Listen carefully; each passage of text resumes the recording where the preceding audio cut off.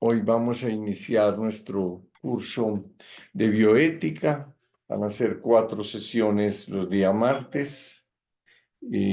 Vamos a trabajar en las 2 primeras sesiones, digamos un poco la historia de la bioética, sus definiciones y los principios éticos básicos los vamos a desarrollar. Y finalmente, pues las grandes áreas de la bioética. Y en las 2 últimas sesiones vamos a trabajar, digamos que 2 aplicaciones, una sería la humanización y la otra sería la eutanasia, por tratarse como de uno de los dilemas éticos del mundo contemporáneo. Me presento, mi nombre es José María Maya Mejía, soy médico, tengo una maestría en salud pública, una maestría en Dirección y Gestión de la Seguridad Social de Salud y una maestría en bioética. Trabajé como director de un hospital público de tercero y cuarto nivel en Colombia. Vivo en Medellín, se me olvidó decirles, vivo pues en una región de Colombia. Trabajé en un hospital, como les decía, de tercero y cuarto nivel, se llama el Hospital La María, un hospital público durante 4 años. Luego, durante 3 años, fui director de una clínica privada dedicada fundamentalmente a la maternidad, la Clínica del Rosario de Medellín, de las Hermanas de la Presentación. De ahí pasé a la universidad, a una universidad que se llama la Universidad CES.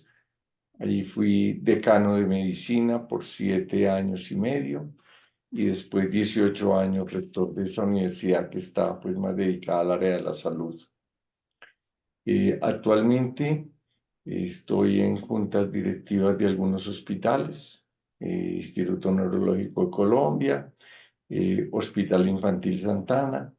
Soy el presidente de la Junta de Acreditación en Salud de Colombia, que es la que otorga el reconocimiento de alta calidad a los hospitales en este país, en un proceso que ya lleva 60 hospitales acreditados, o sea, 60 reconocidos como de alta calidad en todo el país. Y estoy dedicado también a la docencia, porque estoy desarrollando en una universidad lo que se llama una escuela de ciencias de la vida, que va, digamos, a tocar temáticas que tienen que ver fundamentalmente con la vida en todas sus manifestaciones. Y pertenezco a 2 comités de ética de 2 hospitales. Vamos a tratar de que estas ideas de bioética los entusiasmen a ustedes a seguir a la bioética como una orientadora de la toma de decisiones en la vida. Cuando en algún momento quieran preguntar algo, me interrumpen, no hay ningún problema. Si hay una pregunta o algún comentario que quieran hacer. Ya como con estas, y esperamos que sea pues el curso útil y les sirva a los fines del programa que ustedes están haciendo, de su programa de formación en estas áreas de la tanatología, del cuidado del paciente terminal. Voy a subir la presentación. Permítanme, busco por aquí, compartir pantalla.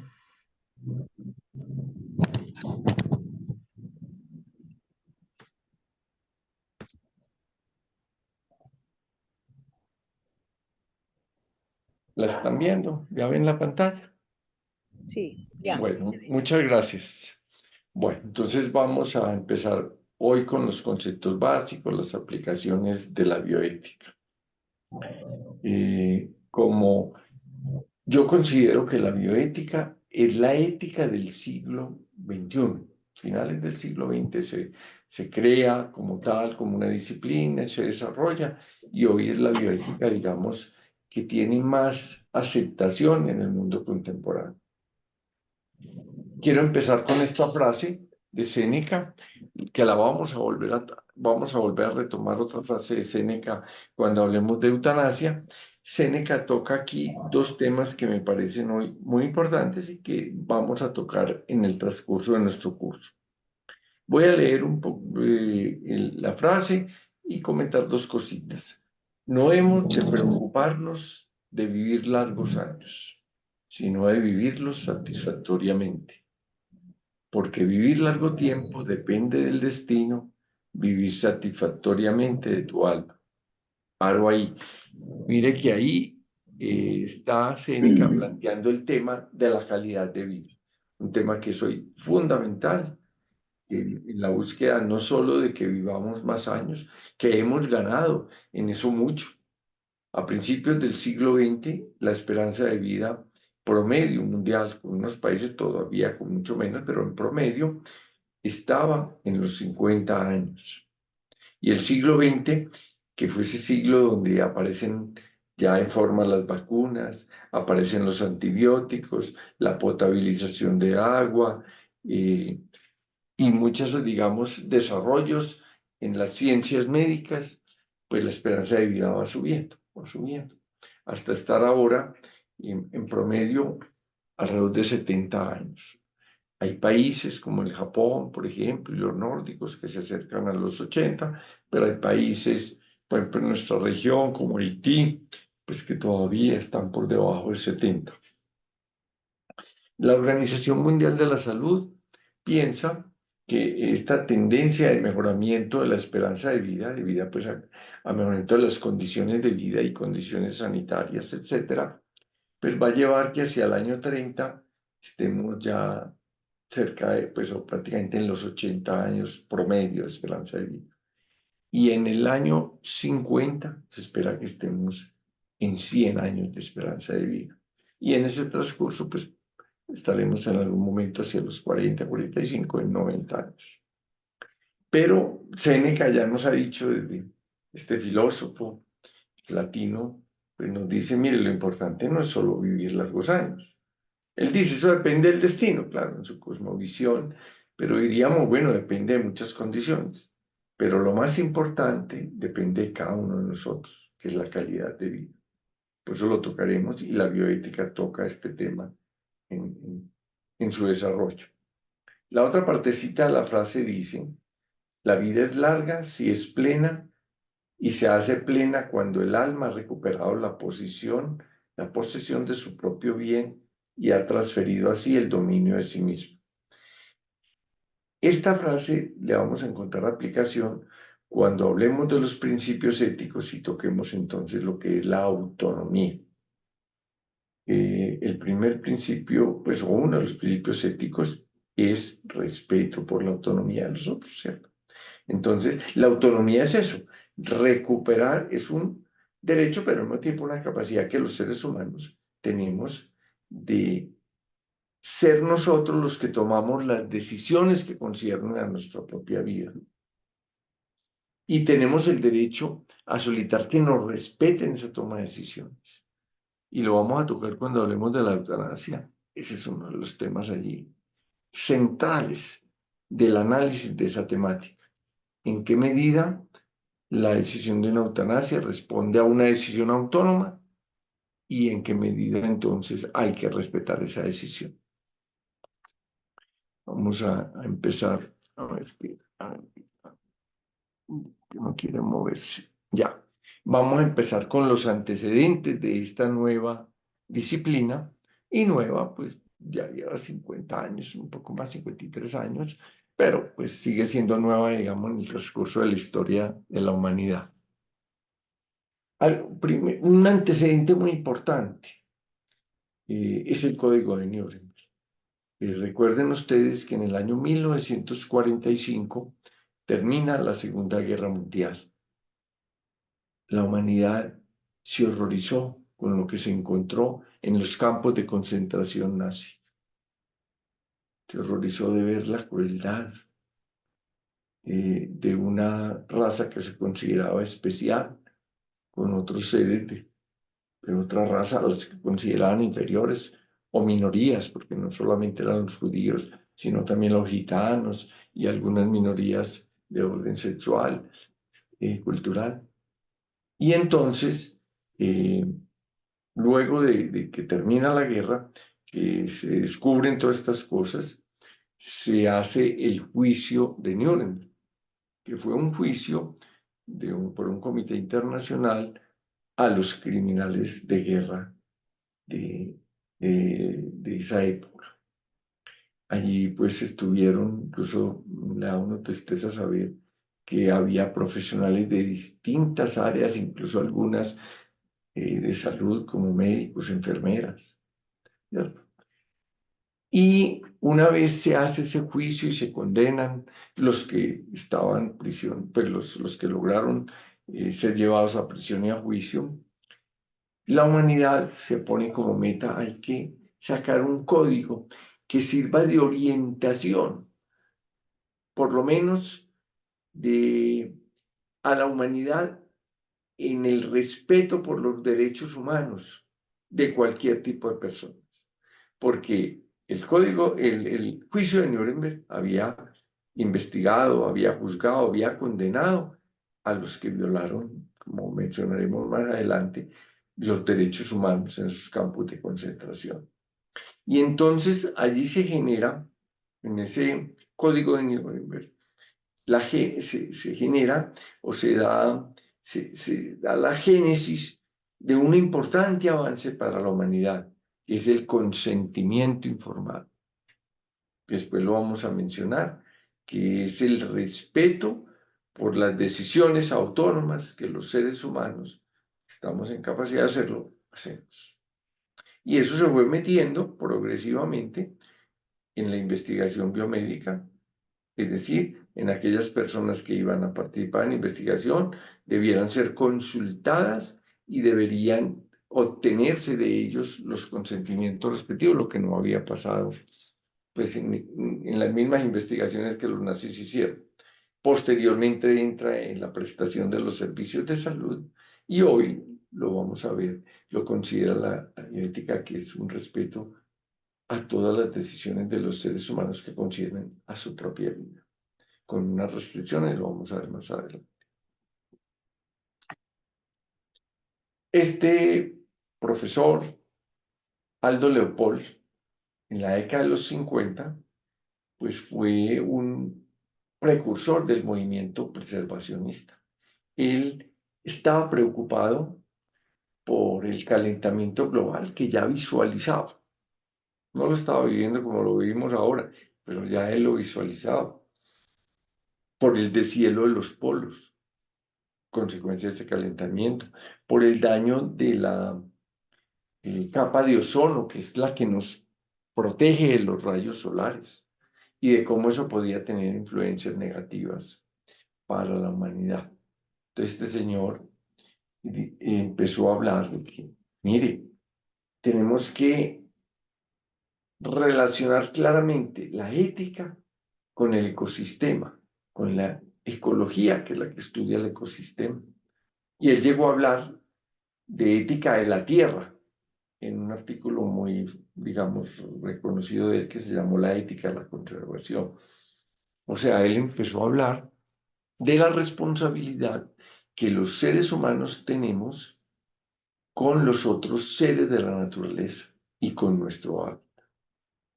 Y de la responsabilidad que tenemos con las generaciones que vienen, porque si no conservamos ese medio ambiente, esas generaciones que vienen sufrirán. No sé si a ustedes les habrá pasado allá en Guatemala, nosotros en Colombia estamos teniendo problemas en algunas regiones del país, en La Guajira, en las regiones cercanas a la costa atlántica, de falta de agua por el fenómeno del Niño que nos está golpeando fuertemente. Y es fruto de estos cambios. Entonces, este señor es reconocido porque le abre un nuevo espacio a la ética. De la ética se había hablado desde Aristóteles, ¿cierto? Y de los antiguos griegos y de los filósofos romanos, pero siempre considerando a la ética como una disciplina que tenía que ver con la relación entre los seres humanos entre sí. Pero estos de Leopoldo y los que vienen enseguida empiezan a hablar no es solo con los seres humanos, es con los otros seres vivos. Y Leopoldo nos dice, con la naturaleza, con la naturaleza. También, digamos, reconocemos como entre estos antecedentes al doctor Henry Beecher. Henry Beecher era un anestesiólogo, profesor de esta disciplina en la Universidad de Harvard, y se dedicó, por una, digamos, preocupación personal, a revisar los artículos de investigación que se publicaban en las más prestigiosas revistas médicas. Llámese llama, New England Journal of Medicine, buscando si había preservación, compromiso con los derechos humanos de los sujetos de investigación. Y entonces, en un artículo, Ética e Investigación Clínica, que publicó en una prestigiosa revista médica, New England Journal of Medicine, afirmó que al menos el 12% de los artículos que se publicaban en esas revistas tenían procedimientos reñidos con la ética, con el respeto a los seres humanos, con el respeto a los derechos humanos.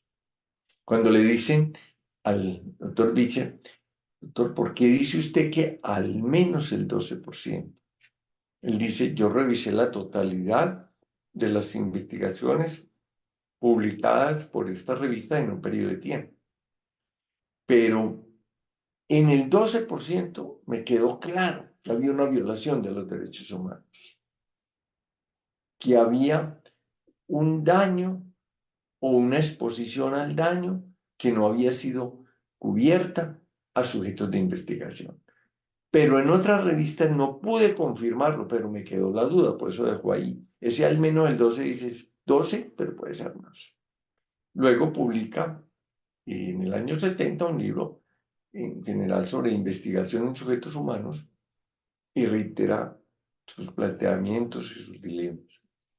Muchas de las cosas que se hicieron en investigación por los nazis, que el juicio de Nuremberg, el código de Nuremberg trataron de que terminara, todavía siguen repitiéndose en investigaciones en un periodo ya como la década de los 60. Pero digamos que el que podemos llamar el padre de esta disciplina, que se llama la bioética, fue el doctor Van Rensselaer-Potter. Él era un bioquímico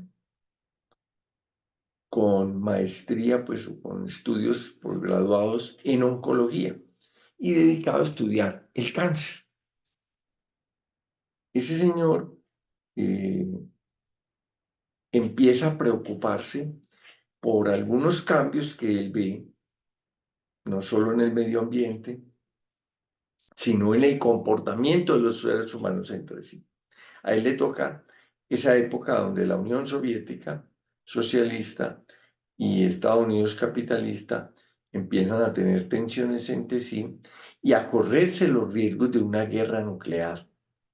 Pero igualmente ya se había evidenciado que se estaban empleando armas químicas contra seres humanos.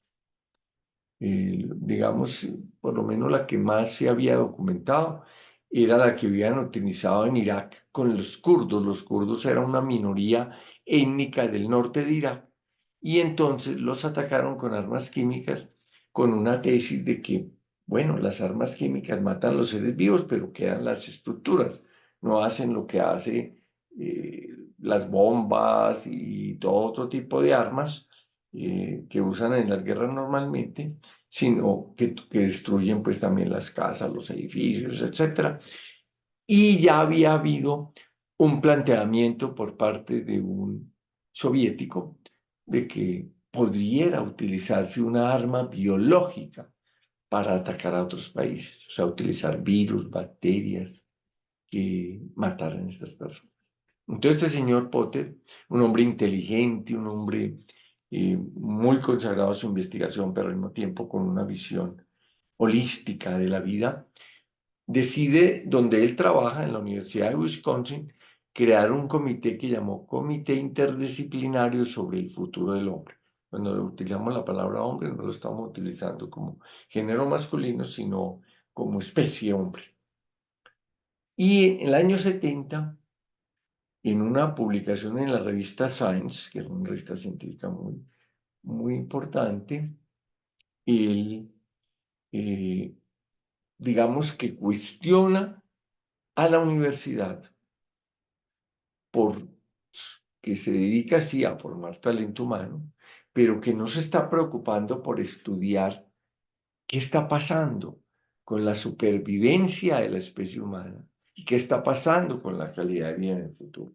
Entonces dice, tenemos que empezar a trabajar este tema de la calidad de vida, pero también de la supervivencia de la especie humana.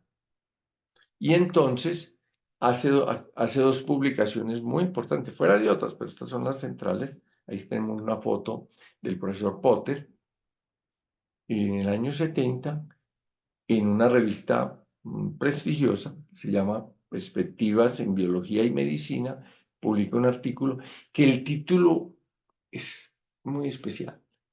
Bioética, la ciencia de la supervivencia. Dice que su gran preocupación, supervivencia y calidad de vida futura. Supervivencia, muy importante, pero Potter compartía esa idea que ya vimos al principio, de que no es solo sobrevivir, vivir largos años, sino también tener una vida de calidad. Y en el año 71 publica un libro que se llama Bioética, un puente al futuro. O sea, si queremos tener futuro como especie, tenemos que desarrollar una ética, pero una ética mucho más amplia de la que tradicionalmente la historia de la humanidad había manejado, y él la llama bioética. Por eso consideramos el año 70 como el año de nacimiento de la bioética, no de la palabra bioética, que ya había sido utilizada en Alemania en los años 30 por un pastor, eh, de una iglesia protestante, que llamó la atención pues, sobre que pudiera haber una ética mucho más abierta, que cogiera la vida. Pero quien le trabajó a esto, quien la posicionó como una disciplina, quien la lanzó como la ética del finales del siglo XX, fue el doctor Potter. Y por eso el año 70 es como el año de, por lo menos, nacimiento oficial de la bioética.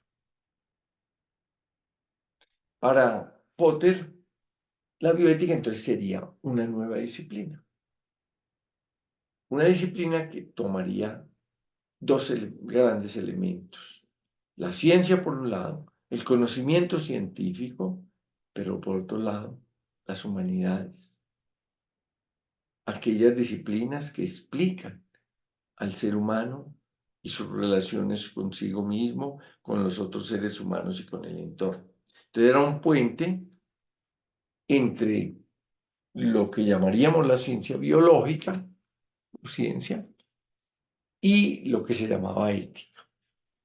Y plantea entonces que si la humanidad quiere sobrevivir, y miren la forma como lo dice claramente, en una civilización decente y sustentable. O sea, decente es que haya calidad de vida, que no es cualquier tipo de vida, pero que sea sustentable, es que sea sostenible en el tiempo, tiene que desarrollar lo que él llamaba un sistema ético, o sea, una ética. Y esa ética es la llamada bioética. En el año 71, un año pues adelante de primera publicación pues oficial de Potter sobre bioética, un médico ginecostetra norteamericano, André Hellegers, recibe un grant de la familia Kennedy, un grant es pues digamos una partida de dinero para invertir y fundar un instituto para empezar a estudiar la relación entre bioética y reproducción humana. El instituto se llamó como los, digamos, padres de la familia Kennedy, Joseph y Ross Kennedy, y se dedicó fundamentalmente a todo lo que es inicio de la vida, este instituto. Y entonces eso pues restringió la bioética pues a una ética de las ciencias de la vida y a un área específica, todo el inicio de la vida, que vamos a ver que sigue siendo una de las áreas de desarrollo de la bioética contemporánea. Este instituto sigue siendo muy prestigioso, hace muchas investigaciones, pero todas relacionadas con el inicio de la vida. En el año 78 se publica este informe, el informe Bellman, el informe de la Comisión Nacional para la Protección de los Sujetos Humanos en Investigación Biomédica y del Comportamiento. Pero les cuento un poquito de dónde surge esto. En el año 1964 se produce un escándalo en los Estados Unidos porque el diario New York Times publica la noticia de que han descubierto que a un grupo cercano a 300 personas afrodescendientes que vivían en Estados Unidos, que tenían sífilis, las habían estado siguiendo desde finales de los años 30 y hasta el 64 en ese momento, y a pesar de que en los años 40 había aparecido la penicilina que curaba la sífilis, no les habían dado el tratamiento. Este era un estudio de historia natural de la sífilis. ¿Qué es historia natural? Es aquella que hace un seguimiento de un problema sin intervención humana. Fue legítimo cuando empezaron. Empezaron a finales de los 30, no había tratamiento pues efectivo contra la sífilis. Tanto era que en el mundo había una expresión que decía, si no le temes a Dios, témele a la sífilis. Porque en Europa, en Estados Unidos y en el África, moría mucha gente de sífilis, pues después de una enfermedad crónica. Entonces un grupo de investigadores dicen, vamos a hacerle un seguimiento a la historia natural de la sífilis, de cómo se va desarrollando la sífilis, para conocer más. Pero aparece a finales de los 40 la penicilina, primer antibiótico del que tenemos noticia, y muestra que es supremamente efectivo para la sífilis, que incluso con una dosis de 2.400.000 unidades curaba la sífilis. Estos científicos se enteran de eso, porque están en el mundo de la ciencia, pero ocultan esa información a este grupo cercano a los 300 personas de raza negra enfermos y no les dan el tratamiento, sino que los siguen, los van siguiendo. Y entonces aparecen complicaciones de la sífilis, la neurosífilis, la sífilis cardiovascular, etc. Y en el año 64 es que se descubre esto.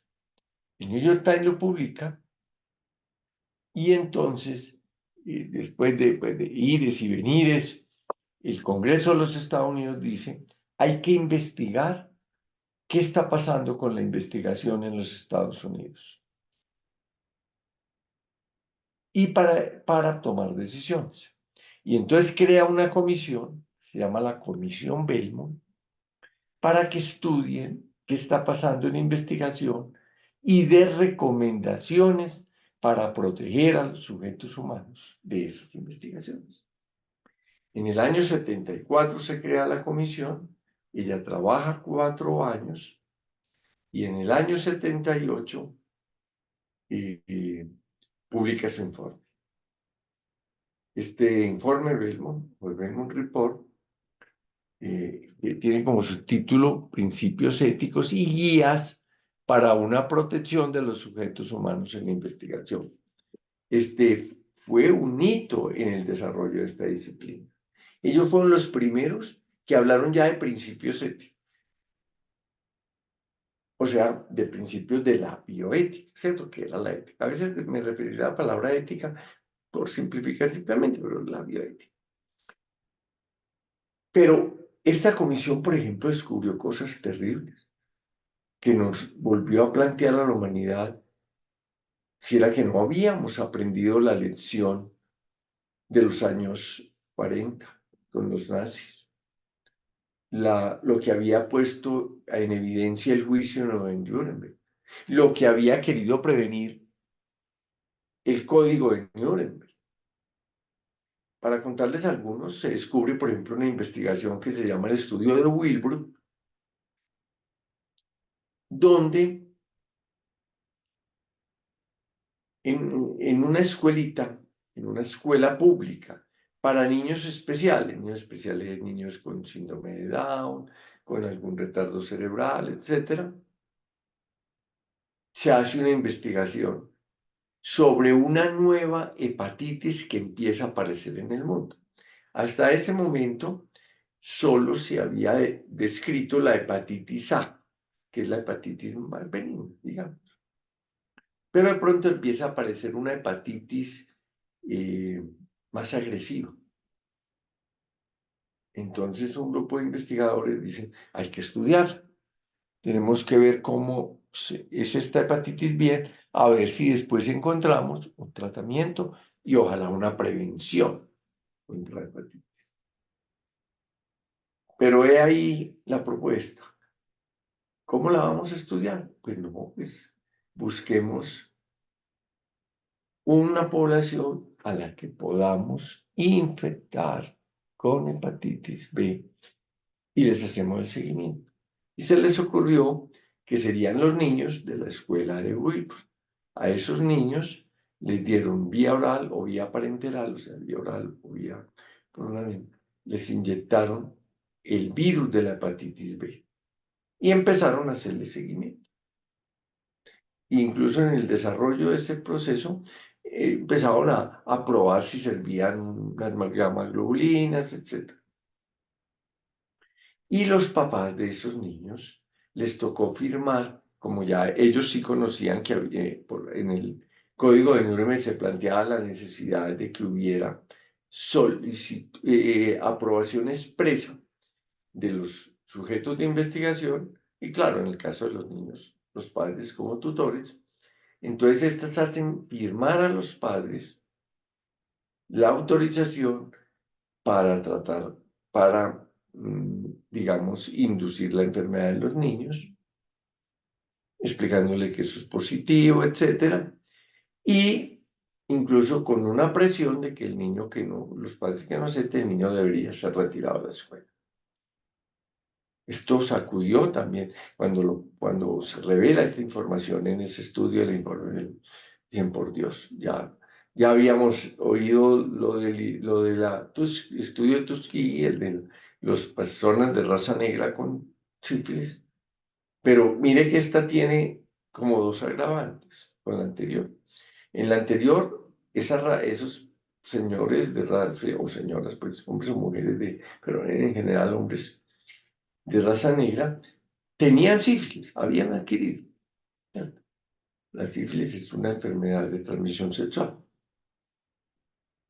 Y lo que pasó fue que los dejaron sin tratamiento cuando aparece la penicilina. Pero los niños de Wilbur no tenían hepatitis B. Tenían sí unos trastornos neurológicos que limitaban su capacidad, pero por eso estaban en una escuela especial para enseñarles. A ellos los dejan los infectan y luego, pues claro, no había tratamiento y empiezan a probar con ellos. Otro de los estudios que se menciona en los, digamos, prolegómenos o partes iniciales del informe de Bellman fue un estudio realizado en personas, adultos mayores que estaban en un centro de bienestar para ancianos. ¿Cuál fue la motivación? Está apareciendo mucho cáncer y están muriendo personas por cáncer metastásico. Entonces se le ocurre a unos investigadores decir, ¿por qué no cogemos células cancerosas y se las inyectamos a personas para ver cómo es el mecanismo de desarrollo de las metástasis? O sea, de la metástasis, que es la dispersión de un cáncer que estaba en un momento dado localizado y de pronto se va a todos lados. Y toman también estas personas que están bajo el cuidado de una institución y les inyectan células cancerosas y empiezan a mirar si se produce cáncer, si ese cáncer produce metástasis, etc. Y bueno, menciono el último estudio, aunque fueron más.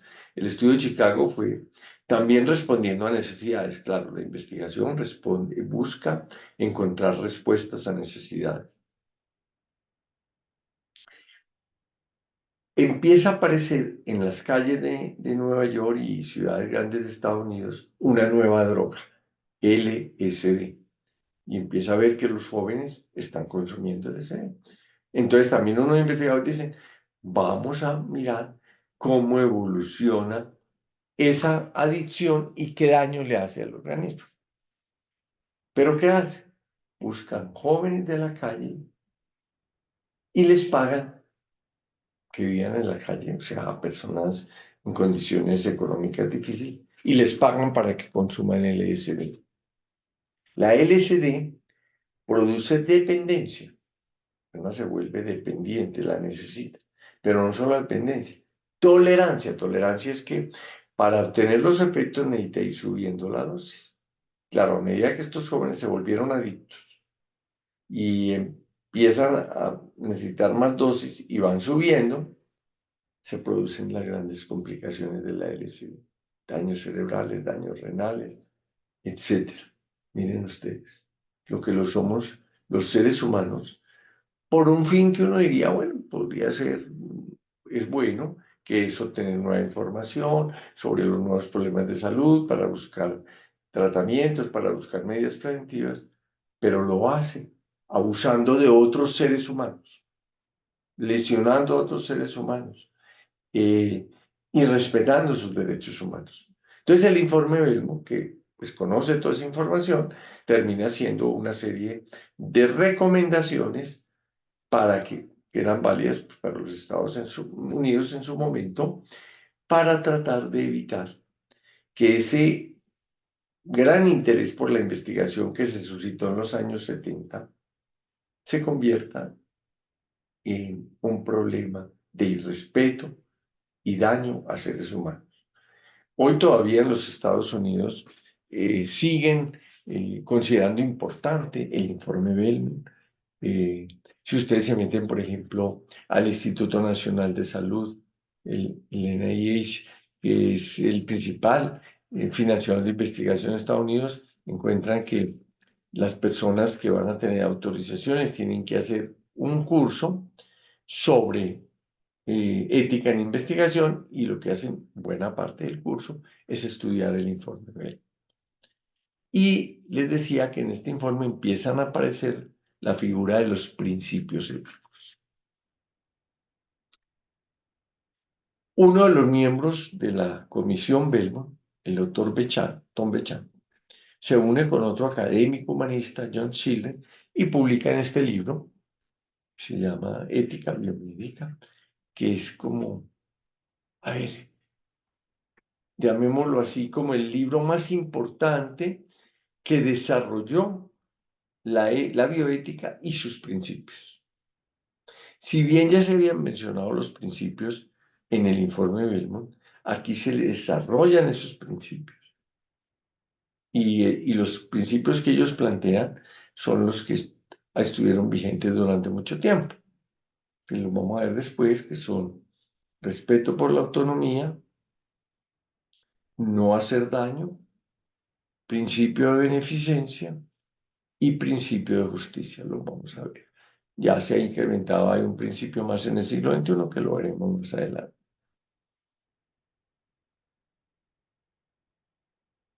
En ese mismo año, o sea, 79, el teólogo, este es un sacerdote y teólogo muy eminente, Hans Kim, profesor de la Universidad de Tübingen en Alemania, se pone a estudiar, mire, desde otra motivación, se pone a estudiar las guerras en el mundo. ¿Y qué se encuentra?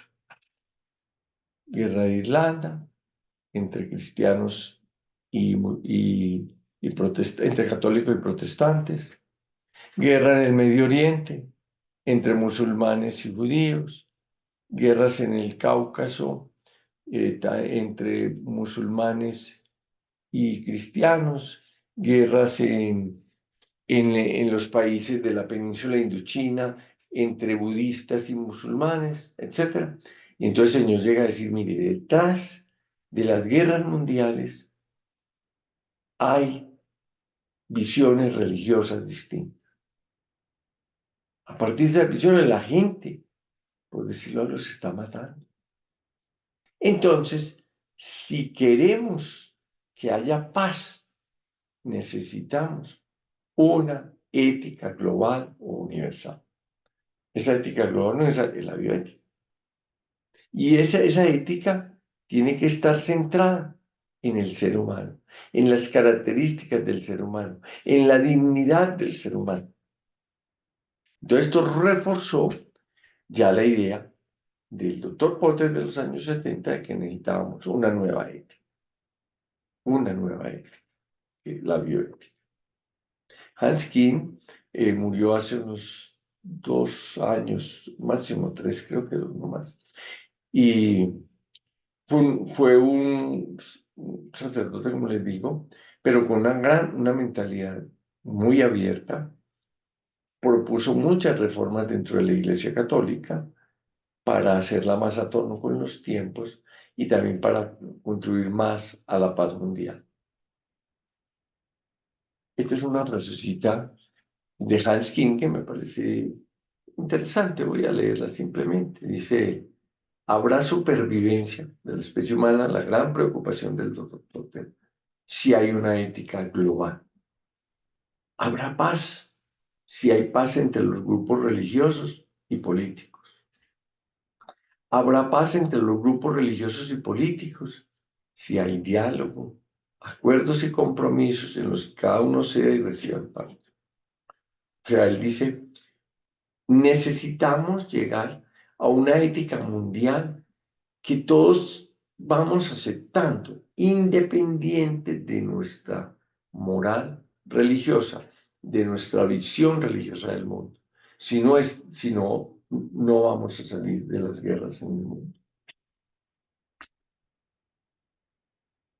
En el año 88, 18 años después, el doctor Potter pues avanza en ese concepto de ética global. Porque entonces dice, mire, la bioética que yo propongo debe unir lo que llamamos la bioética clínica, que es la bioética dedicada pues a la investigación en salud, a la atención de los pacientes, etcétera, y la bioética ecológica, que tiene que ver con las relaciones entre los seres humanos, los otros seres vivos y la naturaleza. Y el gran foco de esa ética global, bioética, es la supervivencia del ser humano, como decía antes, en un entorno que sea decente y sustentable, de calidad, por lo tanto, de vida y de sostenibilidad en el tiempo. Un discípulo del doctor Potter, un neurocirujano muy importante que trabajó con Alzheimer, fue de los primeros que empezó a estudiar el Alzheimer en Ohio. Le dice al profesor Potter, llamemos a esa bioética, llamémosla bioética profunda. A esa bioética que junta esas dos grandes ramas en su momento, la clínica y la ecológica, llamémosla bioética profunda. Potter entonces plantea que asumamos la bioética como una nueva ética científica, porque toma a la ciencia como un elemento fundamental, pero que tiene que combinar, miren qué tan interesante, la humildad, la responsabilidad y la competencia. Empiezo de atrás para adelante. La competencia, o sea, que es una ética basada en conocimiento válido. Segundo, que combina la responsabilidad del ser humano con los otros seres, no solo humanos, sino vivos, y con la naturaleza en entorno. Pero al mismo tiempo que combina la humildad. Potter, digamos que tomando la idea de Platón, llega a decir, el hombre sabio es humilde, porque es el que reconoce lo que sabe, pero también reconoce lo mucho que no sabe. Y la bioética implica que yo, como ser humano, reconozco lo que sé, lo que creo, etcétera, pero no creo que sea lo único, ni lo mejor, ni lo que, ni, y eso me lleva entonces a respetar otras visiones de la vida. Y vamos a ver que la bioética es hecha, digamos, para compartirse entre seres humanos que tienen incluso visiones morales y religiosas distintas. Por otro lado, él rescata la ética. La ética había sido como un patrimonio de los filósofos, los teólogos, los humanistas en general. Él dice, no, la bioética es interdisciplinaria. La bioética la debería aprender y practicar toda persona independiente de su disciplina y de su cultura, y por eso interdisciplinaria e intercultural. Y está centrada en el concepto y la profundidad del concepto de humanidad, en el sentido de lo que es humanidad, que después vamos a tocar. Finalmente, pues hay otros que han hecho aportes, pero pues quise destacar algunos. Este señor, Tristán Engelhard, médico y filósofo, seguidor de Potter, dijo, miren, en este mundo que ya Hanskin había dicho, donde hay muchas religiones, donde hay choque entre esas religiones, pero donde también hay una mezcla cultural grande, ya la gente viaja de un lado al otro, un pueblo, o sea, ya tenemos lo que pasa en China, lo sabemos inmediatamente en América y en el África, pero además la gente mueve en todos lados, tenemos que seguirle trabajando a esa ética de Potter que cubra la humanidad. Porque la única posibilidad es una ética que sea no religiosa, no antirreligiosa, que es distinto, no religiosa, porque el mundo de hoy es un mundo de extraños morales. Ese concepto es muy importante y ojalá usted lo coja y lo maneje, porque voy a poner un primer ejemplo donde yo viví en la práctica ese concepto de extraño moral. Un día iba para el Perú a dictar una conferencia a un hospital. Se sentó al lado mío un señor muy amable, me saludó, me contó, me dijo, soy químico farmacéutico, tengo una empresa de medicamentos, voy a Sudamérica a visitar como mis clientes. Iba para Ecuador, Perú y Chile. Y bueno, conversamos, y como yo médico, yo le dije, soy médico, entonces conversamos, etc. En un momento dado se acerca la azafata o la niña auxiliar de cabina y nos dice, señores, vamos a servir la comida. Les tengo dos ofertas, pescado y cerdo. Yo inmediatamente levanté la mano y le dije, señorita, a mí me da cerdo, por favor. Y el señor me mira, abre los ojos, como asustado, y me dice, señor, ¿usted va a comer cerdo? Y yo le dije, a ver, sinceramente le digo, pues no, de pronto no debería comer porque tengo el colesterol un poco alto. Pero como lo que le dan a uno en un avión es una cosita pequeñita, pues eso no me hace daño. Y el señor me dice, no, es que a mí no me preocupa el que la carne de cerdo suba el colesterol, no, eso no me preocupa. Es que el cerdo es un animal impuro y usted no debería comer carne de un animal impuro, porque eso afecta su pureza. Inmediatamente yo dije, me acordé de Engelhard, este es un extraño moral. O sea, es una persona que tiene una moral distinta, una visión distinta. Para mí no existen animales impuros. Simplemente animales. Ni puros ni impuros. Pero para él, en su visión del mundo, sí. Entonces yo le dije, mire, yo creo que usted y yo somos lo que un bioeticista importante, médico, filósofo, plantea que somos extraños morales. Para mí el cerdo no tiene ninguna connotación religiosa, pero yo respeto que para usted la tenga. Entonces, para que dos extraños morales puedan convivir, se requiere que se respeten mutuamente. Entonces yo le propongo a usted, cómase su pescadito, si usted se siente más tranquilo, etcétera, pero no se moleste porque yo me coma el cerdo, porque para mí no tiene ninguna connotación de tipo religioso. Engelgard, siguiendo a, a Hanskin, siguiendo a Potter, etcétera, dice, entonces la bioética de hoy tiene que ser civil o secular, porque convivimos con muchas personas que tienen visiones morales distintas y tenemos que aprender a convivir con ellos, pero no es, la convivencia no es la imposición de mi manera de ver la vida, sino el respeto por la de ella y pedir que respeten la mía. Y eso es un extraño moral.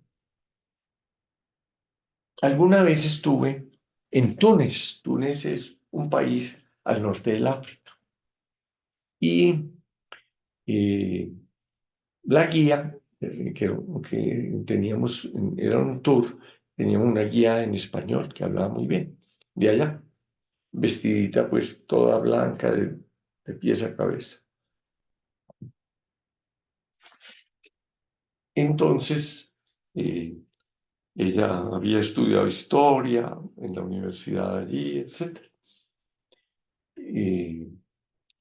Un día le dije, en uno de los tours, le quiero invitar a tomar un café.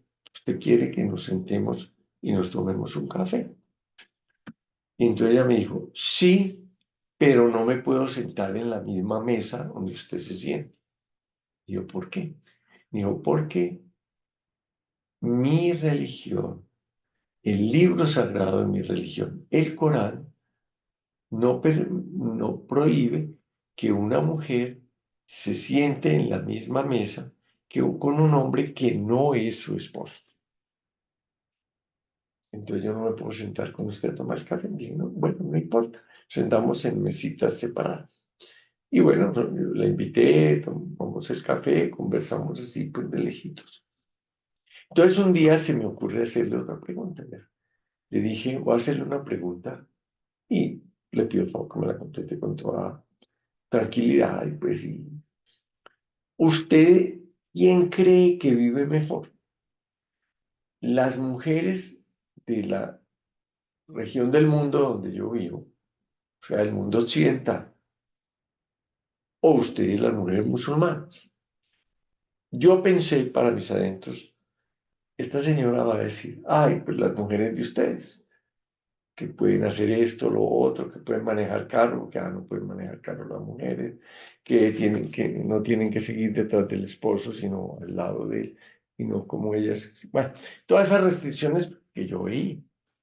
Ella inmediatamente me mira y me dice, no, claramente vivimos mejor nosotros las mujeres musulmanas que las mujeres occidentales.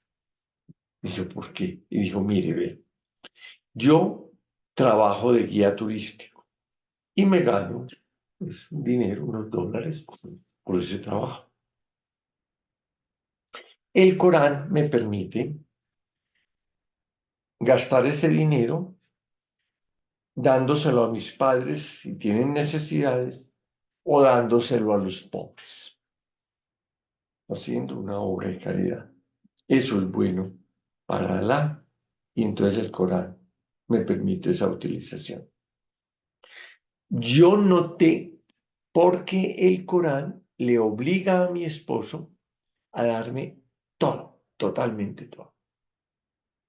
Entonces, yo no tengo que dar dinero en la casa. Eso es un problema de mi esposo, de acuerdo al Corán. Entonces, yo puedo utilizar esto, pues, en comprar algunas cosas que yo quiera, pero para mí. Pero fundamentalmente me recomiendan o darlo a los padres, si tienen necesidad de sus padres, o dárselo a los pobres. Mientras que las mujeres de ustedes tienen que ayudar, trabajar para ayudar en la casa los gastos. Y a veces, me dice ella, sostienen al marido. Aquí eso no se puede porque el Corán lo obliga a él a sostenerme en su casa. Miren ustedes, para mí, yo pensaba en mí, desde mi mirada del mundo, yo pensaba que ella decía, iría a decir, qué tan bueno las mujeres de ustedes pueden salir solas a la calle, pueden manejar carro, pueden vestirse pues con cierta libertad, no. Ella consideraba que ella vivía mejor que la mujer occidental. Eso es un extraño moral. Entonces, yo no tenía sentido poner decir, le voy a demostrar a usted que vivimos mejor, que viven mejor las mujeres occidentales. No, no. Simplemente entendí. Tanto que yo cuando ella me dijo, mire, y entonces, las mujeres de ustedes a veces les toca sostener al esposo. Aquí eso no pasa. Y yo, bueno, de pronto, desde su mirada, eso puede tener su sentido, ¿cierto? Eso es un extraño moral. Y a ustedes les va a tocar sentarse con extraños morales. Y en esta práctica de atención de salud que ustedes harán o están haciendo y van a hacer, se van a encontrar con el que le dice, no me ponga sangre porque soy testigo de Jehová. Eso es un extraño moral. Entonces usted no tendrá derecho, lo veremos después, lo vemos fundamentando a decirle, no, eso no ande esa bobada, ¿quién le dijo a usted eso? Eso no pasa, la sangre no contamina. Ellos creen que si nos ponen la sangre, los pecados y todo, digamos, lo negativo a la otra persona nos pasa a nosotros, nos hace daño. Pero además están convencidos que es que uno no se muere, a ver, que si yo me enfermo, y según la medicina necesito sangre, yo no me muero si no me la ponen, ni me salvo si me la ponen, porque desde la eternidad y cuando yo nací, ya está decidido cuándo me voy a morir. Entonces, si el día que me agravo y necesito sangre es el día que me voy a morir, aunque me pongan la sangre me muero. Pero si no es el día que me toca morirme, aunque no me la pongan, no me muero. Mire que tiene una lógica dentro de su propio. Entonces, por eso hoy nos está tocando en América Latina. Me imagino que en Guatemala habrá muchos testigos de Jehová. Y los hospitales y el personal lo tienen que empezar a entender que tienen que respetar ese derecho de ellos a pedir que no se les ponga sangre. A pesar de que desde la ciencia médica lo veamos, todo lo necesita. Eso es un extraño moral. Y a veces, a ver, el ser extraño de otro, a veces me pone en situaciones que son difíciles. En Estados Unidos hace unos años llegan dos muchachos testigos de Jehová, se accidentan en una moto y llegan a un hospital norteamericano con múltiples fracturas. Ellos llevan su tarjeta, donde pues hacen, digamos, exoneran de toda responsabilidad a los médicos y al personal porque no les pongan sangre y piden que no se les ponga. Los llevan al quirófano, pero ambos muchachos tenían muchas fracturas y sangraron mucho. Entonces en el quirófano, el anestesiólogo le dice al ortopedista, hay que ponerle sangre. ¿Usted qué dice? Si no, no van a morir. Han sangrado mucho, están muy anémicos y entonces entre los dos dicen, pongámosle sangre. Eso es lo que necesitan. Le ponen la sangre. Muchachos salen de cirugía, empiezan su posoperatorio y empiezan a recuperarse. Y un día, el anestesiólogo, en mi concepto, comete un error, ya decía, claro. Va a la habitación, los ve bien y dice, mire, les pusimos sangre, va como están de bien. Esos dos muchachos se suicidaron posteriormente y dejaron una carta diciendo, ¿para qué viví? Si ya soy impuro. Miren ustedes, eso es un extraño moral. Estos médicos deberían, sabiendo que eran, pues, que ya les habían dicho, somos esto, no, esta religión no acepta, haber aceptado eso, aunque fuera muy duro para ellos.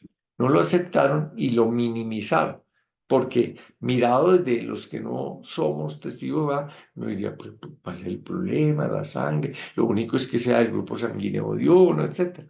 Pero para ellos había otro. Me he quedado aquí porque este es un concepto central de la ética libre. Ustedes van a trabajar con extraños morales. Ustedes van a tener personas, extraños morales, de ustedes que van a morir. Y van a tener que ser capaces de atenderlos sin violentar sus creencias, sin violentar su forma de ver la vida, respetando, teniendo ustedes otra visión distinta en algunos casos. Bueno. Aquí quise traer unas fotos de unos bioticistas que están vivos hoy, muy reconocidos en el mundo. Hay muchos, pero pues estos son, digamos, de habla hispana,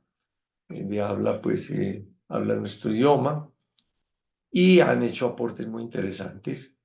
La primera es Victoria Camps, es una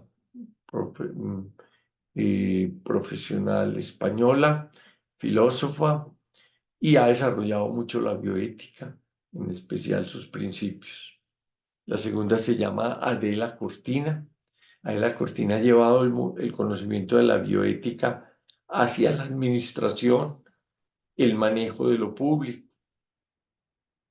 Ha escrito ha escrito varios libros, pero el último ha sido un libro muy interesante. Un día, en una conferencia de ella trabaja en el sur de España, y le pregunta a alguien en una conferencia, profesora Cortina, ¿para qué sirve la bioética? Ella puede dar una respuesta, pero le queda pensando eso. Y entonces escribe un libro que se llama así, ¿para qué sirve la ética? Y ella explica cómo el efecto sobre una sociedad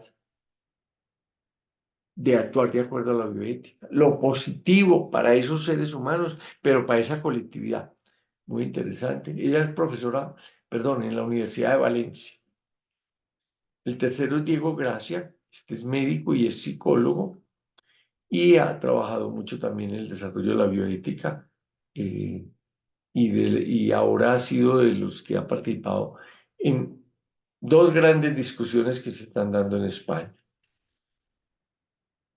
La eutanasia, que ya está aprobada, pero sigue en discusión, porque pues recién aprobada y mucha discusión, y la gestación subrogada, o sea, eh, el préstamo o alquiler de un útero por una mujer a otra que no puede tener hijos. Pues mencionaremos ese, porque vamos a ver que no tenemos tiempo pues, de hablar del tema, pero simplemente hay dos tipos de esta práctica, digamos. Uno es el altruista, es cuando una mujer le dice a otra, tú no puedes tener hijos por este problema, porque te sacaron el útero, porque tienes un útero atrófico, ya un útero infantil, etc. Yo te tengo un hijo o los hijos por puro altruismo. Como hacemos hoy una donación de sangre. Nosotros no vamos a donar sangre y decimos, ¿cuánto me van a pagar por esta donación? ¿No? Lo hacemos por prestar ayuda para que otros seres humanos puedan vivir. Y hay la otra que es el alquiler de vientres, que ya no es altruista, sino yo cobro tanto por mi vientre, por ese periodo, y le entrego, usted trae su óvulo fecundado, pues a través de un especialista para que me lo implante. Cuando ya nazca, yo se lo entrego y es su hijo, y usted me paga 10.000, 15.000, 20.000, etcétera, dólares. Son distintos. Son distintos, pero no vamos a entrar más allá, pero quería eso. Entonces, estos han participado, Diego Gracia, y la siguiente, María Casado, que es una abogada. Ella dirige el Observatorio de Bioética de la Universidad de Barcelona. Esa dirige también la Cátedra de Bioética de la UNESCO. Y la aprecio mucho ya de tipo personal porque yo estudié bioética en Barcelona y ella fue mi profesora. Pues una de mis profesoras, pero la profesora líder. Es una mujer muy interesante, consultada en la Unión Europea en asuntos de bioética. Entonces vámonos para la definición de la bioética. Esta es la definición del doctor Potter, llamémoslo el padre, del fundador de esta disciplina. Dice, la bioética es una disciplina que combina dos cosas. Conocimiento, por un lado, de la mejor calidad posible, y reflexión. ¿Y esa combinación es para qué? Para la búsqueda continua de la sabiduría. Y la sabiduría es el conocimiento para los dos grandes propósitos: supervivencia humana y mejoría de la condición humana en todo sentido, calidad de vida.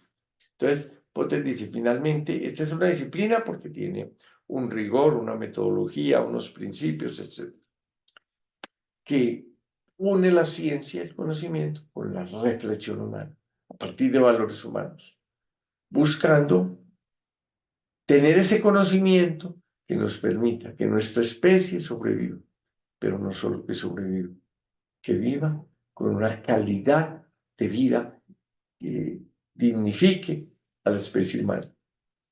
Y pues se relaciona con otros seres y permite pues la vida de otros seres vivos, ¿eh?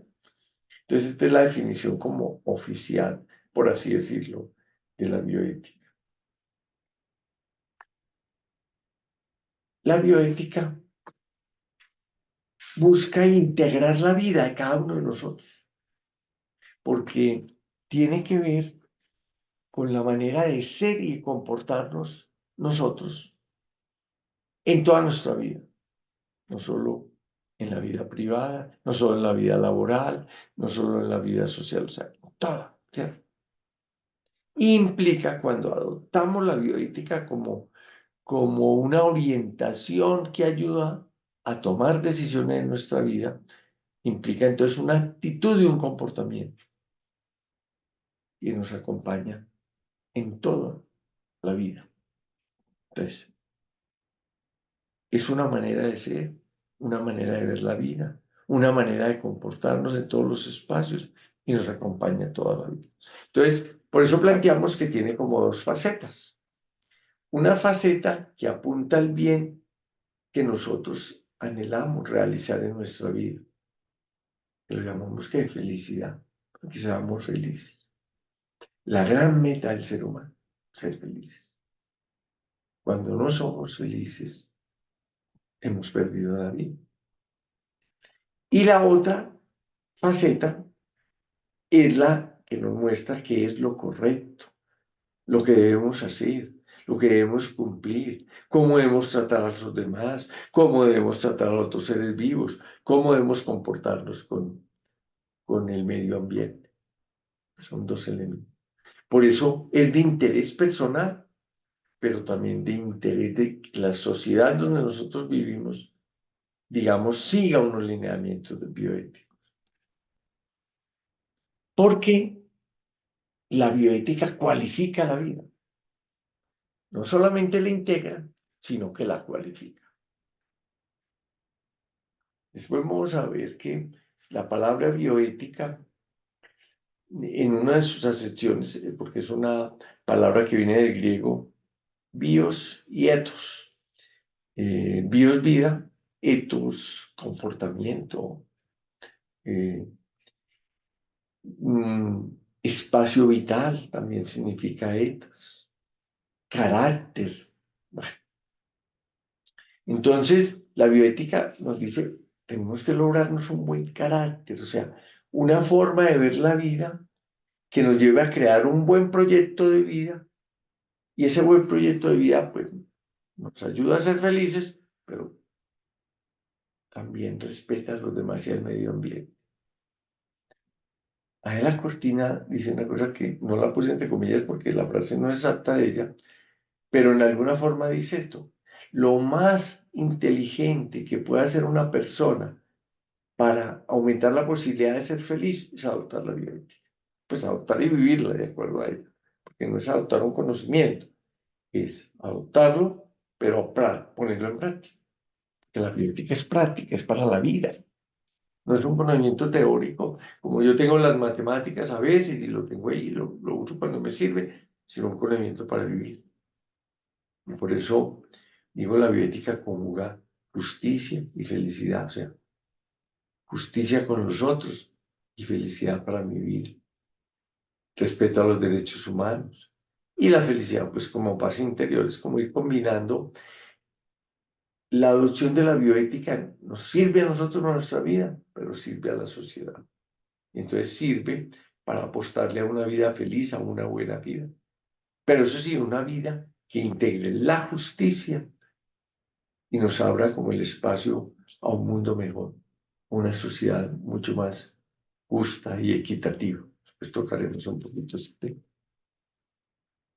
Aristóteles ya decía de la ética en su momento que la ética no tenía el proceso ético, la adopción, no era como finalidad que uno tuviera un conocimiento. Entonces, dígame qué es la bioética, eso es importante, pero la finalidad no es esa, es actúe de acuerdo a ella, o sea, sea virtuoso. Entonces, eh, Aristóteles decía, no es el conocimiento por el conocimiento en sí, sino la aplicación del conocimiento en la vida. Y vamos a entrar a otro de nuestros temas. O sea, esto es como un poco la historia y su definición. Vamos a iniciar hoy, lo terminaremos, pues seguiremos el próximo martes, los llamados principios bioéticos fundamentales. Dos definiciones muy sencillas, pero que son importantes. ¿Qué es un principio? Es una afirmación ética fundamental que una vez que yo la conozco y lo adopto, se vuelve un criterio para mí. Vamos a ver después que en la medida en que yo entiendo el principio, por ejemplo, de no hacer daño, digo, voy a vivir de acuerdo al principio de no hacer daño. Cuando en determinadas circunstancias yo me pregunto, ¿con esto le estoy haciendo daño? Lo vamos a ver posteriormente a los demás. Y si le estoy haciendo daño, no es legítimo hacerlo. ¿Y qué es un criterio? Es un principio adoptado como un punto de referencia para uno saber si es correcto hacer algo. Yo lo digo aquí para conocer la eticidad de los actos a realizar y tomar decisiones. Entonces, los principios son afirmaciones fundamentales de la bioética. Pero que cuando son adoptados, conocidos primero, claro, los tengo que conocer, los adopto en mi comportamiento, los convierto en criterio, o sea, en punto de referencia, para luego preguntarme si las decisiones que yo tomo son correctas, adecuadas, apuntan al bien común, al respeto del otro, a mi felicidad. Por eso que era muy importante. Ahora, los principios son normas muy generales. No dice haga esto, no. Dan unas orientaciones generales. Y en cada caso, ante cada hecho, lo vamos a ver posteriormente, uno tiene que ponderar y decir, sí, aquí se aplica el principio de beneficencia, o el principio de justicia, o el principio de no hacer daño, o el principio de respeto por la autonomía. En cada caso, y de acuerdo a eso, pues se toma una decisión. como regla general, pues los principios bioéticos que vamos a describir son considerados prima facie, palabra, no es importante, sino prima facie quiere decir de primera línea, son lo más importante que nosotros debemos respetar en nuestra vida para poder tomar buenas decisiones en sociedades pluralistas. ¿Cuáles son las sociedades pluralistas? Las que tienen extraños morales. La mayor parte de nuestra sociedad, parte de nuestra sociedad. Para que no terminemos, mire, usted no se leyó una noticia el año pasado, muy triste. Una mujer musulmana, creyente, un día después de sus reflexiones, dijo, yo no tengo por qué, a mí, a mí no tienen por qué obligarme a usar una burka. Es ese vestido donde solo pues casi que le ven los ojos y cubre de cabeza hasta los pies, que incluso les dificulta mucho hasta el caminar a veces porque tienen una visión muy reducida, ¿cierto? Y entonces dijo, no, no voy a volver a utilizar esta parte, la burka, que es la que cubre la cabeza. Pues la cogen, la llevan a, pues a una prisión porque está saliendo sin esa protección.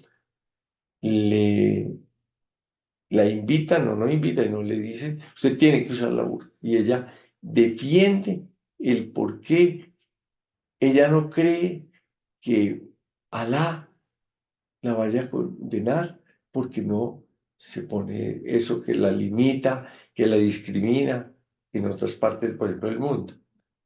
Pues la condenan a muerte. Murió el año pasado en Irán porque se negó a usar la burka. Imagínense ustedes. Por eso decimos que los principios bioéticos orientan en sociedades pluralistas, porque digamos, en esas sociedades están supremamente cerradas, que no reconocen otro conocimiento. Es bastante difícil. ¿Cuáles son los principios éticos más clásicos? Llamamos, la palabra clásico no es buena, pero digamos los que se desarrollaron, que son reconocidos internacionalmente como esos deberes prima facie, como esos deberes de primera línea, son estos cuatro. Respeto por la autonomía, no hacer daño. En principio se formula como no maleficencia, y maleficencia es una palabra castiza, pero pues lo comprendemos mejor como no hacer daño. Beneficencia y justicia. Y en el siglo XXI se ha agregado, a raíz de múltiples investigaciones en genética, manipulación genética, etc., el principio de precaución, responsabilidad. O sea, tenemos que tener cuidado de someter a otros seres humanos a intervenciones de cualquier tipo que le puedan hacer daño. No solo son intervenciones sobre su cuerpo, intervenciones sobre el medio ambiente que le hagan daño, etc. Y por eso va acompañado de la responsabilidad en la utilización del nuevo conocimiento. Usted sabe que ahora con la inteligencia artificial, el Big Data, etc., se vienen muchas intervenciones que van a afectar a los seres humanos. Entonces, ¿cómo ir con cuidado con esas intervenciones, buscando la utilidad, digamos, que ellas sirvan, pero teniendo una gran responsabilidad? Vamos a mirar hoy un principio y la próxima vez continuaremos de los otros cuatro. Primer principio, principio de respeto por la autonomía. Digamos que uno podría, pues el esbozo es, todo ser humano es autónomo e inviolable. O sea, ya luego lo vamos a aclarar. Ya les decía que la palabra autonomía viene del griego autos, que es propio por sí mismo, y nomos, que es norma. Y eso, digamos que si uno lo tradujera literalmente, diría, la autonomía es el poderse dar uno sus propias normas. Pero vamos a ver que eso no necesita. Pero digamos como, esto es para partir un poco de la etimología de la palabra. Pero eh, la autonomía tenemos que entenderla como una capacidad y un derecho, las dos cosas. ¿De quién? De los seres humanos. Una capacidad de comprender su realidad, de comprender su sociedad, de comprender la información que le dan y tomar decisiones sin coacción, poder tomar decisiones. Entonces, por eso es capacidad, pero es también derecho, tomar decisiones. El señor que me decía, yo no como el cerdo, yo como esto, que lo analiza a la luz de qué, de la información que él tiene, de su religión, etcétera, y entonces finalmente decide voy a comer y no va a comer cerdo. Esa decisión de él autónoma la debemos respetar a otros. Ahora, el principio de autonomía tiene una restricción. No podemos hacer daño a los demás con nuestras decisiones. Un día, bueno, con un estudiante de medicina, me decía el estudiante de medicina, pero si a mí me parece que había puesto unas normas aquí en esta ciudad que por las vías de la ciudad teníamos que caminar a 50 kilómetros por hora, que había mucha congestión. Ya saliendo en autopistas podía subirse hasta 70. Entonces me dice un muchacho, profesor, pues entonces eso es una restricción de la autonomía. A mí me gustaría andar esa 80 porque me gusta mucho correr en el carro y tengo un buen carro que puede hacer. Yo le dije, mira, esa decisión tuya autónoma tiene un riesgo para los otros. Si tú sales por estas vías nuestras a 80, muy probablemente tumbas un motociclista, un muchacho, una persona en bicicleta, chocas otro carro y puedes o afectar duramente o quitarle la vida a otro. Entonces, por eso la sociedad te puede decir, un momento, esa decisión autónoma no la puede cumplir acá. Entonces me decía, entonces yo no puedo nunca pues correr en mi carro. Sí, usted se puede ir para un autódromo y allá corren. Porque el autónomo está hecho para que los carros corran a 100, 120, 150, pero allá, porque allá no se le hace daño al público, digamos, no, están protegidos. Pudiera hacérselo daño a otro que está corriendo, pero ha aceptado esa regla de juego, voy a correr a ver quién gana la carrera, y de pronto en esa corrida no chocamos. Bueno, entonces, la autonomía es la capacidad, el derecho de tomar mis propias decisiones de acuerdo a lo que yo considero correcto, pero sin hacer daño a los demás. Cuando hay la posibilidad de hacer daño a los demás o hago daño, la sociedad, por un lado, puede prohibir unas determinadas decisiones en determinados contextos y me puede sancionar por hacer el daño al otro. Yo puedo decir, yo quiero practicar un deporte extremo, quiero escalar. Eso tiene muchos riesgos. Pero yo en la escalada no le hago daño. Y me caigo yo, me golpeo, me puedo fracturar, me puedo matar incluso. Entonces yo puedo tomar la decisión, si ese deporte está autorizado en determinado país, de escalar corriendo los riesgos. Ahí yo ejerzo mi autonomía sin hacer daño a otro. Como el del carro que se va para el autódromo, pero no en las calles donde otros seres humanos pueden ser lesionados.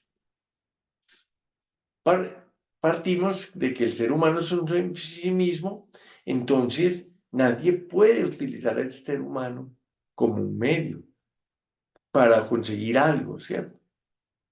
Pero por otro lado, ese ser humano, como fin en sí mismo, él es el que tiene que decidir hacia dónde quiere llevar su vida, cómo va a alcanzar los objetivos de su vida. Él es el que tiene que trazar el proyecto de su vida. y trazarse las metas de su vida y poner los indicadores para hacerle seguimiento a su vida. Pues lo vamos a mencionar más adelante en las relaciones vitales de un ser humano. Y la autonomía, pues, implica que pues todos los seres humanos podamos actuar autónomamente. Ahora, ¿qué es actuar autónomamente?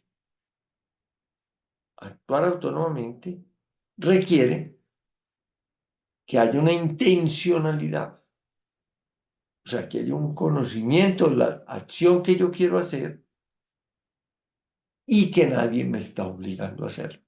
Entonces, una decisión autónoma es una decisión libre, pero que yo sé qué decisión estoy tomando. Si no supiera que estoy tomando, pues la decisión no es autónoma, porque cuando yo sé que estoy tomando, yo he evaluado esa decisión y entonces digo, voy a actuar de esa manera. Hace poco discutíamos en un comité de ética, y lo cuento porque nos puso una solicitud una paciente. Uno llama paciente a los que van a hospitales, no necesariamente es enfermo, sino, digamos, un ser humano. Una joven de 30 años pide cita donde el ginecólogo y le dice, doctor, vengo a pedirle el favor de que me ligue las trompas. El doctor que ya le había hecho pues la historia y eso, y le hace la historia y dice, pero ¿cómo te las voy a ligar si no tienes hijos? Entonces ella dice, sí, yo no tengo hijos, pero mi pareja y yo, bueno, le cuenta la historia, dice, nosotros somos dos estudiantes de doctorado de física, vivimos en función de nuestra disciplina, incluso los sábados, a veces los domingos estamos metidos en un laboratorio investigando, nos entusiasma eso. Y hemos decidido que nos constituimos en pareja, pero que no vamos a tener hijos. ¿Y por qué no vamos a tener hijos? Porque nosotros somos tan apasionados por lo que hacemos que seríamos unos malos padres, unos padres que no tendrían tiempo para sus hijos. Ella decía, a veces nos pasamos un domingo entero metidos en un laboratorio y estamos felices, ¿no?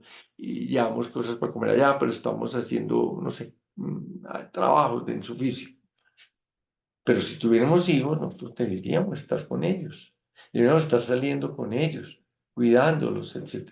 Entonces, no queremos ser malos padres y por eso hemos decidido no tener hijos. Pero, hablando él y yo, decimos no queremos tampoco estar tomando pastillas o usando preservativos cuando queremos tener una relación sexual, etc. Entonces, entre los dos, finalmente decidí que yo me hago la tubectomía. Nos planteamos la posibilidad de que él se hiciera su cirugía, pero finalmente digamos la mía. Entonces vengo a pedirle a usted el favor de que me haga esa cirugía. Y le dijo, no, usted no sabe qué es lo que está haciendo,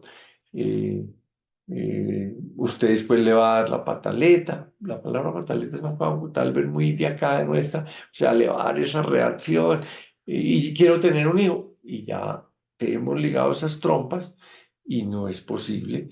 Y recanalizar las trompas, volver a abrirlas, los resultados son muy riesgosos porque puede haber un embarazo extrauterino o puede fallar. Entonces yo no se la hago. Entonces esta joven pone la queja ante el comité de ética del hospital diciendo, ayúdenme. Bueno, la invitamos y ella nos contó esta historia.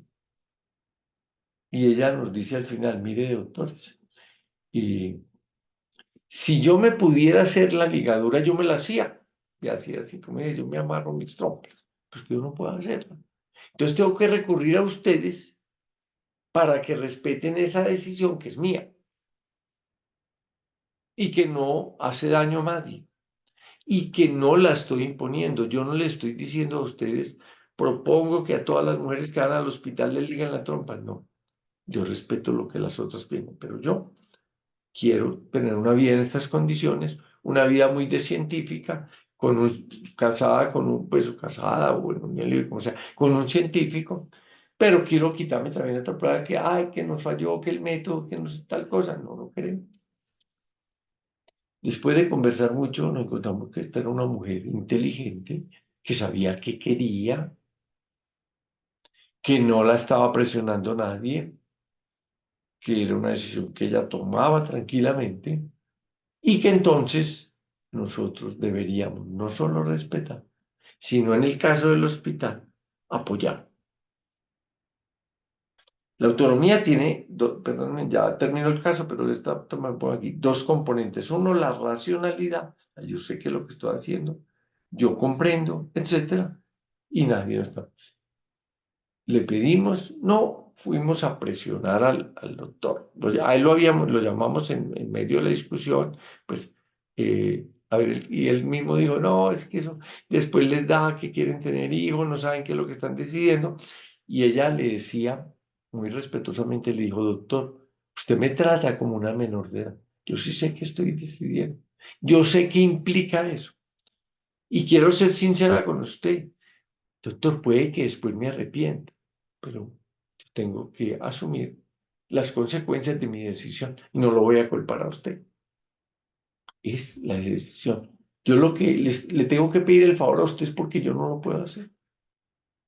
Entonces buscamos otro ginecólogo del hospital, le explicamos y él aceptó, entendió y le hizo la ligadura a esta mujer de 30 años sin hijos. Eso es la autonomía. Ella, la decisión que ella tomó, pensada, discutida incluso con su pareja, etcétera, correspondía a su visión del mundo, a lo que consideraba una buena vida. Nadie la estaba presionando y no le estaba haciendo daño a nadie más, a terceros, ¿cierto? Algunos denominan al principio de autonomía principio de permiso. Uno de ellos es el señor Engelhardt, Tristán Engelhardt, que les mencioné, el que hablaba de los extraños morales. Y él decía, si queremos vivir en una comunidad pacífica, tenemos que pedirle permiso a los otros para lo que vamos a hacer con ellos. Voy a contarles una anécdota para que ustedes identifiquen bien la finura a veces de esta figura de la autonomía. Una señora, y son hechos, las historias que les cuento son reales, no son inventadas, son reales. Una señora aquí de la ciudad de Medellín tenía su nariz, ella decía que muy fea, que ella se sentía mal con su nariz y se va para donde un cirujano plástico. El cirujano plástico le dice, sí, te puedo hacer una rinoplastia que te mejore esa nariz, tengo una técnica nueva que traje de otra parte del mundo, donde estuve, se la ofrezco, se la explicó, le dijo cuánto valían sus honorarios, que no era poco, y ella aceptó. La paciente le hicieron la cirugía, le fue muy bien, quedó muy bonita. Pues muy, digamos, la nariz le salía mucho con respecto de su rostro, le pagó al doctor la cirugía, le dio un regalo adicional, que porque ese doctor pues había hecho una labor muy bonita. Y bueno, un día alguien le dice a la señora, fulanita, María, por decir un nombre, el caso tuyo de tu cirugía lo presentaron en el Congreso de Cirugía Plástica. Allá el doctor presentó, que le había contado un médico conocido que había estado, presentó las fotos de ella antes de, explicó la cirugía y las fotos después de la cirugía para mostrarlo exitoso. ¿Qué pasó? Doña María demanda al médico. El juez nos nombra a dos jurados, un cirujano plástico estético y a mí, para que determináramos, primero, si había habido algún problema en la cirugía, que hiciera pues que le hubiera hecho daño a la señora, y pues había un cirujano plástico, yo no soy cirujano. Y segundo, si había una violación de la autonomía de la señora. Entonces la citamos a un consultorio a hablar con ella. El cirujano plástico la examina muy bien y le dice, señora, esta cirugía está muy bien hecha. Esa cirugía le quedó muy bien. Y ella dice, sí, doctor, yo estoy feliz, yo estoy feliz. Ese doctor es el mejor. Entonces yo le dije, ¿por qué lo demandaste entonces? Y me dijo, doctor, yo no lo demando por la cirugía. ¿Ya? Yo lo demando es porque él reveló mi información sin mi permiso. Yo me imaginé, claro, la señora. En cirugía plástica pasa algo y es que a veces la gente se hace la cirugía, a veces la hace está en otro sitio para que nadie se dé cuenta. Después cambiar. Yo dije, a esta señora le da pena que la gente se entere que le hicieron la nariz o los senos. Entonces le dije, ¿te molesta pues que la gente se enteró de que te habían hecho la cirugía? Digo, para nada. Es que yo le cuento a mis amigas, a todo el mundo, miren la cirugía que me hicieron, ese doctor es muy bueno, si necesitan. Bueno, pero la decisión de revelar mi información es mía. Si el doctor me hubiera llamado y me había dicho, María, esa cirugía que te hicimos quedó muy bien, yo quisiera mostrar tu caso para que mis colegas vean lo bueno de esa técnica, yo le hubiera dicho que tranquilo y que yo iba y me paraba delante de los médicos para que me vieran. O sea, el problema no es la revelación, es el que él reveló sin mi permiso, principio de autonomía. Claro. Nos vamos donde el doctor y le decimos, venimos, bueno, yo digo siempre nos vamos, pero es un decir, porque lo citamos pues al mismo sitio para hablar con él. Doctor, mire, lo mandaron esto, ¿qué pasa? Yo no entiendo. Yo operé a esa señora, le fue muy bien, quedó muy bonita, me agradeció, fuera del pago me dio un regalo, me ha mandado pacientes, yo no entiendo por qué me manda, y yo sí le di. Entonces, ¿sabe por qué lo he mandado? No, porque usted no respetó que la información es parte de la confidencialidad y de la privacidad del ser humano y que esa información no se podía revelar sin el permiso de ella. Usted le violó la autonomía a ella y el derecho de ella a decir, sí, doctor, tranquilo, revélelo, o no, doctor, yo no le autorizo. Es mi información y él tendría que haber aceptado eso. Entonces, por eso ese concepto de propio permiso es muy interesante porque en muchas ocasiones le tenemos que pedir permiso a otros seres humanos y después pondré unos ejemplos más adelante en mente. El propio permiso fundamenta la ética pues, del respeto mutuo y cuando nosotros trabajamos con otras personas, les tenemos que pedir permiso. O sea, tenemos que respetar su capacidad y su derecho de tomar decisiones de acuerdo a lo que creen correcto. Y puede que la decisión no coincida con la nuestra y la tenemos que respetar. Voy a terminar diciendo esto para ya hoy por hoy dejar. Implica dos cosas el respeto por la autonomía. Uno, tratar a las personas como autónomas. No las tratemos como menor de edad. Por eso el reclamo de esa chica. Doctor, usted me está tratando como una menor de edad. Dice que yo no sé qué es lo que me van a hacer, ni las consecuencias. Yo lo sé, lo hemos estudiado, estamos de acuerdo, sabemos que nos podemos incluso equivocar, pero somos nosotros. Y segundo, tutelar los derechos de las personas que tienen la autonomía comprometida. La autonomía se alcanza en un momento del tiempo. O sea, uno va madurando y alcanza autonomía. Entonces, esos niños no son autónomos. Por eso necesitan que sus padres en virtud de la patria potestad, tomen decisiones por ellos. La autonomía de los niños, y no niños hasta los 18. Entonces se está planteándose a los 14 años más o menos, a esa edad, los padres toman decisiones. De ahí en adelante ellos pueden ir asumiendo la toma de decisiones. Pero igualmente en la vida podemos ir perdiendo nuestra autonomía. Nos da un Alzheimer y a medida que avanza perdemos más autonomía, una demencia senil, etcétera, etcétera, una esquizofrenia, enfermedades mentales generalmente, y entonces ya no somos capaces de tomar decisiones y alguien tiene que asumir la toma de decisiones por nosotros. Entonces, por eso dice ahí, el respeto implica tratar a las personas como autónomas, o sea, tratarlas como que son capaces de tomar decisiones de acuerdo a lo que consideren correcto. No a mí, decisiones iguales a las mías. Y segundo, que hay unas personas, unas porque no han alcanzado su autonomía y otras porque la han perdido parcial, totalmente, definitivamente o transitoria. Y ves que hay enfermedades psiquiátricas que pierden la autonomía, pero vuelves a recuperarla si controlas tu enfermedad. Y a esas les tenemos que proteger los derechos también. Bueno, entonces hoy hemos visto la historia de la bioética, su definición, y empezamos a ver los principios. La próxima vez diremos dos cositas sobre el respeto a la autonomía y pasaremos al principio de no hacer daño, no maleficencia, después al principio de beneficencia, después al de justicia y por último al de precaución, responsabilidad. Les deseo una buena noche, una buena semana y nos vemos el próximo martes. Que estén muy bien. Muchas gracias.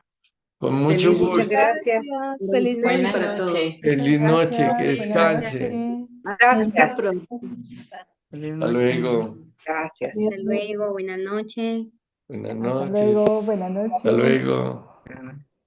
Buenas noches.